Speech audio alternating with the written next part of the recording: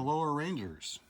I want to share a method with you that will help you keep your thoughts organized as you're working on your arrangement and will result in you having a nice clean arrangement that will sound good in the Pep Band. In an earlier class, I showed you my beginning of an arrangement of this tune, Walking on Sunshine. This is my source material. It's from an easy piano book, and I began making it into this band arrangement, but in between this document and my band arrangement, there's an intermediate step that's really important, and I want to talk to you about that today. So with this easy piano arrangement, we can see how the tune goes, and we have some very helpful information, like what all the chords are. In this tune, the chords change 1 per bar. That's very nice to know for when we're making up additional material, counter melodies, etc. We've got a basic bass line, and we've got the melody that somebody needs to play. However, this arrangement is a little bit too simple for us to be able to simply take all the notes in this arrangement, transfer them onto our band document, and be done. We're going to have to add a little bit to it.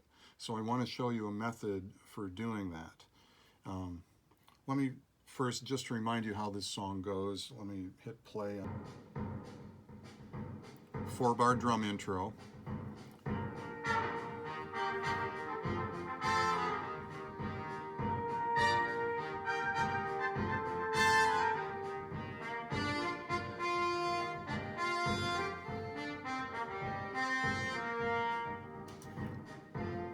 Okay, that's as far as we need to go. You can see a couple of things I did right off the bat were a 4-bar drum intro, which is how the original tune starts. If you look at your tune on any streaming, that can be really helpful because you'll find out how the thing really goes, which may be different from your simplified piano source. And then there's this 4-bar intro, which in the real song they do twice at least before the melody comes in. So I did that and orchestrated it differently each time to make that a little bit more interesting. Now, there's not quite enough here to make the Pep Band sound interesting because it's made to be really easy to play in the piano. For example, the bass line starts out with a little energy, but immediately loses it. It has quarter notes.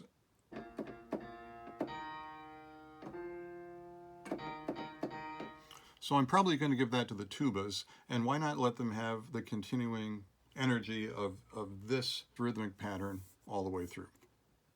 So I did that. Notice that at the beginning of this intro, they have a half note here. What you hear on the real song is just a quarter note, accented quarter note with the fall off. It's kind of a ba sort of a thing, so I wrote that in. And then we have this rhythmic figure, da da da da da da da da da. Bow, da da da da da da da da da, and I adapted that a little bit with my own articulation, which we've already talked about. Now, here's the important new concept that I want to share with you. I'm writing here in pencil on what I call a short score, and you can do this mentally once you're experienced at doing this. You may be able to manage it now, but it can be really helpful to jot these kind of things down. This bit of music right here represents the texture that I'm going to use in the first 4 measures from the source material. And you'll see I've gone from what I would call 2 elements of texture. There's a bass line, which is extremely simple, and then there's the rhythmic upper part or melody part. So there's just melody and bass. And we need more than that to make it sound full in the band. So what I've done is represent here the bass line now activated with the bum bum bum bum bum bum, and my own interpretation of this melody, bow, da da da da, because I think this note is short. They play this note short on the recording, not long like that quarter note. That's kind of a detail. But the important thing is I've added a third element, background harmony, that I'm going to give to some woodwinds. So now, instead of a 2-element texture, I have a 3-element texture. And this whole idea of thinking of textures in number of elements is very, very important, and it's very powerful. It will help you make your arrangement clean and keep your thoughts organized. That's why this is walking on sunshine elements of arrangement. So in measures 3 to 10, this is the texture I decided to use. Now, for this to be really helpful, we have to be faithful to it when we go to writing our band score. And you'll see in my band score, there, just like yours, there are going to be, let's see, 1, 2, 3, 4, 5, 6, 7, 8, 9, 10 staves by the time you get to the bottom. But this is the key thing. There's nothing in here in the first 8 measures that is not represented in these elements. Everybody in the band is either doing this, they're doing this, or they're doing that. The bass line, sustained harmony in the middle, or the active melody. Nothing else. This is how we keep the band organized, keep the sections unified, and avoid the sound of chaos of instruments, playing random parts that we thought would sound good at the time when we typed them into the computer, and the MIDI made them sound kind of good. But then, when you get to the real band, you find that you have maybe 7 different elements, or people playing roles that are not necessary. So we really want to, if I could use this word, enforce a discipline on ourselves to decide what the elements are and then stick to them. You have to be doing one of these things. So let's see who's doing what. I'm going to talk about a few things at a time here. I'll just insert this info as an aside. This is what your score should look like. We've got one bar line down the left. If you're writing in pencil, you do this with a ruler. If you're doing it with a computer, you'll automatically get one long bar line down the left side. That's good. However, in your next bar line, the computer may not do right, and I've seen a lot of short bar lines generated by MuseScore or whoever. You have to grab a little handle here. If you click, there'll be like a little handle, I don't know if you can see that, where you can drag the bar line down as far as you want, and they will go that way all over your entire score. They'll pull down to here, so you have a bar line going through all the way through the woodwinds, then leave a blank, and then the next bar line starts with trumpet 1, goes down through the horn, which comes next, or mellophone, down through the tuba, and then stops, and then the percussion, if it's only 1 staff, or if it's 2 staffs, that'll have a longer bar line of its own down here. For the instruments that have 2 parts, that should go on 1 staff. And I've written this on your papers that I'm getting back to you this weekend. But so clarinet 1 and 2 are going to be on 1 staff, like this. You see first and second clarinet. It's no problem to read it this way. They're playing the same rhythm. And it's much better for the conductor to not have additional vertical staffs to look at. So the clarinets, there are 2 of. Trumpets, there are 2 of, so they're on the same staff. And the trombones are playing A2 right now, and you have to write that in so they know that everyone should be doing this. But later they can divide, but yet they'll still stay in the same staff. So that saves us vertical space, allows us to make the score a little bit bigger for the conductor to look at. Okay, so that's all about score setup. Now, let's get back to this whole idea of texture, because this is such a powerful idea that's going to help you. Let's see who's doing what. I already promised you that everybody is doing one of these 3 things. So let's see who is playing the bass line. The tuba. I've got the sketch here just in the middle register, the bass clef, but the tuba is going to sound strong doing this an octave lower. This is a good trombone register, so I have all the trombones just playing this bass line, bum, bum, bum, bum, bum, bum. And you're going to find that it's really good to have people doubled on strong, basic, understandable figures. So that's what that is. Who else is doing the bass line? Only one other player, the baritone saxophone, just because that blends in well. It fits in well. This is rock music, so we want a thumping bass. So the bari, all the trombones, and the tuba, that'll be great. Moving up to the background harmony, we only are going to see this in one place in the band score, and all the clarinets have it. They're kind of in their middle accompanying register. They're not going to sound too bright or stick out here, but that's fine because they're only background harmony. In one version of this, I had the clarinets and the saxophones doing this to make sort of an organ-like, rich harmony sound, and let the trumpets and the horn ride in front of that with their rhythmic articulation of the melody. But I eventually changed my mind that no, it's more important to do a really strong, effective doubling of this bow, da da da da da da da da da, because that's what's recognizable. So now only the clarinets are doing the background harmony. They'll be fine.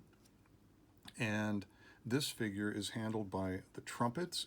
This is only two-note harmony. And then the horns are playing the top trumpet part an octave down, doubling that. And then the saxophones are exactly in the same register and in unison with these two trumpets. So alto and tenor are doing the same thing as first and second trumpet. That gives us a really powerful doubling for the initial hook of the song. And notice, got 10 staves here, but nobody is doing anything other than this. Okay, let's go on to the next page of score. I mentioned that I repeat the introduction because that's what the original song does. So we have this bow da da da da da da da da da happen again, but the elements don't change. It's still taken from this three-stave initial sketch called a short score. And what is different? Really, just the register and a little bit of the doubling of this part, because now the trumpets are up an octave, up here in the high C, which is a nice bright note for trumpet, and that's where they play it on the original record of Katrina and the Waves. And so that'll sound nice and bright. The saxophones stay down where they were, so now this melody is doubled in 2 octaves. And another octave above the first trumpet, all the flutes on a high B flat. They'll try to do it. I think all the flutes can get out a high B flat. If they can't, they'll just figure out for themselves to take it down an octave. So energy comes up here, but it's just the same elements. It's only different because of register. And I did one different thing.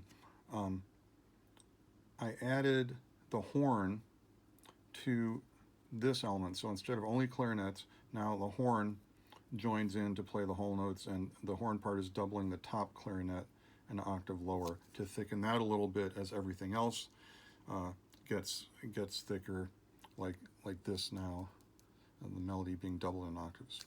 Okay, so that takes us through the 4-bar drum intro and then the first 8 measures of the tune. We've used that texture. Now I've got a little blank cut-off space, railroad tracks in my short score, and here is the next texture that we're going to use. So let's go back to the original source and see what we had for when the melody comes in, you know, where the words are. I used to think maybe you loved me. Okay, so that's the melody, and below it is again just a really rhythmically boring, bland thing, just made for beginners to play on the piano. So we're going to have to do something with that.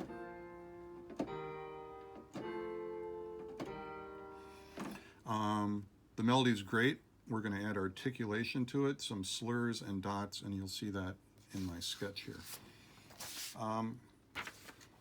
So you'll remember in the first